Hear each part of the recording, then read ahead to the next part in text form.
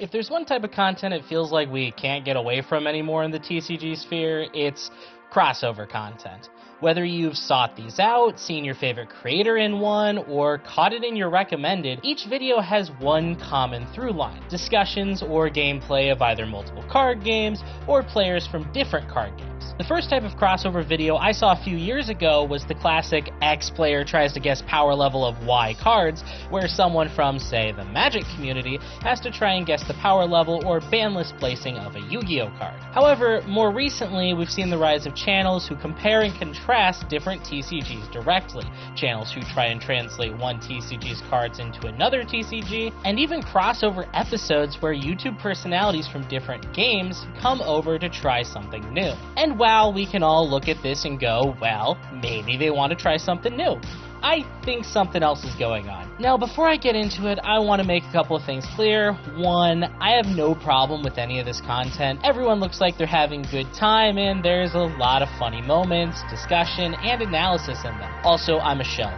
Please put me on one of these. I'll talk about something I have no qualifications for. I just want to give my thoughts on why there's a sudden uptick in this type of content and what that means for the TCG sphere on YouTube as a whole. Second, I've done a video in this vein already when I talked about hype moments in Aura and Magic the Gathering by comparing MTG to other TCGs, most notably Yu-Gi-Oh! So feel free to check that out, and there's a good chance I'll do more crossover videos in the future, whether here or on another channel. With that out of the way, why are we seeing a surge of crossover content in the TCG sphere? To get to my theory, we'll have to back up a bit. Before this, TCG content spheres didn't typically do these sort of crossover videos. As mentioned before, you'd see the X player guesses power level of Y cards, but otherwise they were mostly relegated to interesting ideas, discussion, or high-form slop content. So, what changed?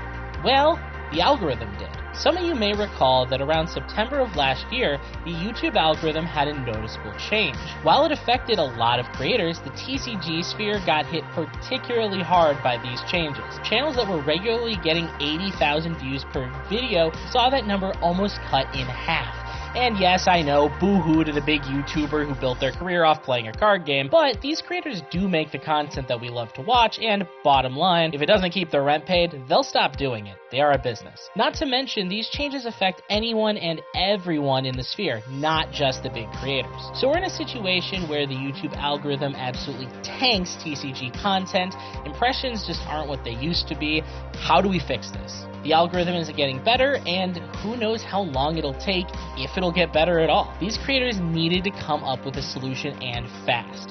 If the algorithm is the issue, why not find a way to get more impressions and introduce your content to an audience that wouldn't normally get it recommended to them? Enter crossover content. If you discuss multiple card games at once through analysis, you'll gain viewer and algorithm interest from each of those card games. And if you go to a channel that plays a different card game, their viewers might just check you out even if they don't play. I mean, let's be honest with ourselves, how many of us have watched a channel even if we don't participate in what they talk about because we like them? Even on my long break from Yu-Gi-Oh!, I still loved watching DZ's Why Nobody Plays videos despite not having played the game since I was a middle schooler. And due to the changes in the algorithm we've seen, they might as well cut out the middleman and tell potential viewers, hey, I'm here, directly. So each channel gets viewers from the other subscribers, either from coming over to watch their favorite YouTubers or going over to see the guest channel. And as an added bonus, these videos tend to be very popular, bringing in a bunch of viewers for the reasons I mentioned. Okay, that makes sense, you think to yourself.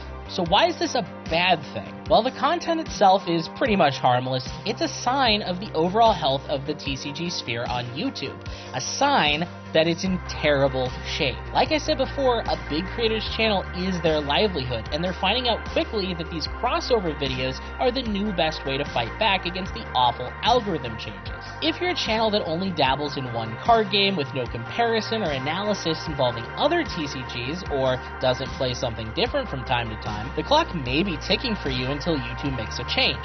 If they do at all. We very well may be approaching a future where a TCG creator will have to play several, if not all, major card games just to keep their channel in the algorithm's good graces. And if that happens, we could lose our specialists and content innovators as they split their time more and more between card games. Some will be able to navigate through the troubled waters. Tolarian Community College talks about so many different facets of both MTG and other card games that I imagine Prof isn't going anywhere anytime soon. But for those who can't, they may leave the space altogether, unable to keep up with the state of things. Or maybe YouTube will make changes so this content can go back to being purely voluntary and less out of business necessity. Until that time comes, expect more crossover videos out of the TCG sphere. And again, they're entertaining, they're good content, but if my theory on why there's been an uptick is true, the TCG content communities on YouTube are in dire straits and very well may be screwed. But what do you think? Is this good, bad? Do you like crossover content? I'd love to hear some discussion about it in the comments below.